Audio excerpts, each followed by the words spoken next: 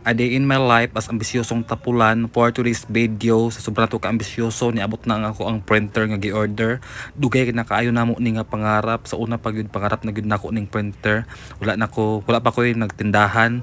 Pag gusto kong palit og printer kanila laging nangarap ko nga feel good nako nga work opisina ko ang balay, pangarap nako nga motrabaho ko opisina. So wala man ko katrabaho og opisina, so to paron nato sa to ang sariling kumpanya, Chares. Pati ka ng kuan, kaganing cash drawer sa barag pang mall. Pangarap gyud kay nako na wala ko tindahan sa unaan ako nga magtindahan. Pag makatindahan ko kana yung para sa mall nga cashier akong counter akong paliton kanang nana god. So karon ako gyud ang siyang gikuan paningkamutan nga mapalit na kay bisag muna na paningkamutan nato kay ambisyoso lagi ta.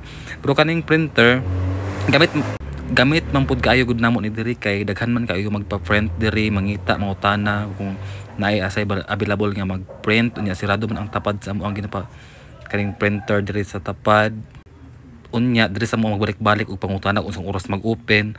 So we decided nga magpalit lang gyud printer nga amo kay kami gamayng kuan pod sige pa print sige pa Xerox kaning mo gud siya nga printer is 3 in 1. Pwede ka mag-print, photocopy, inana good. Basta mauna to. Unya nag-order pod ko aning kuan papel nga small, long og A4. Muna siya kay para makompleto kay wala di man ta maka-print wala tay papel no. Siyempre, try dayon nato og kanang gamit ang atong printer kung okay ba siya. Sama kuan na siya kanang scan. Sulayan din nato kay pag-abot kana Xerox na siya.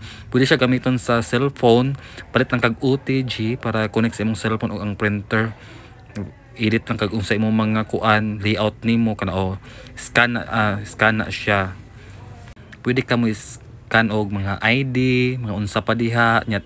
Naamong koy kuan kanang laminate pang-laminate dugay na kay ni 2022 pa ni daan sa kuha.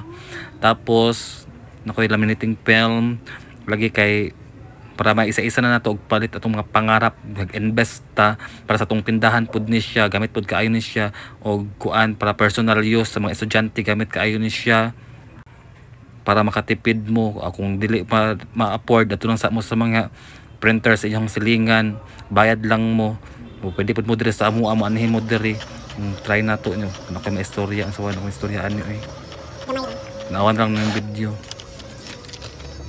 Mo ni ako ang kuan tong papel nga mga A4 long o short tapos kanang sa ubos mo na siya ang laminating film mo lang to daghang salamat goodbye.